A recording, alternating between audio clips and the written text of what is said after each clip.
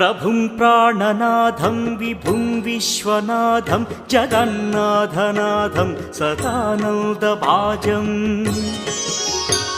भवद्भव्यभूतेश्वरं भूतनाथं शिवं शङ्करं शम्भुमीशानमीडे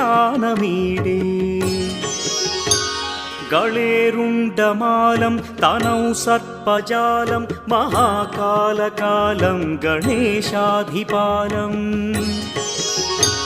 जटाजूटगङ्गोत्तरं गैर्विशिष्यं शिवं शङ्करं शम्भुमीशानमीडे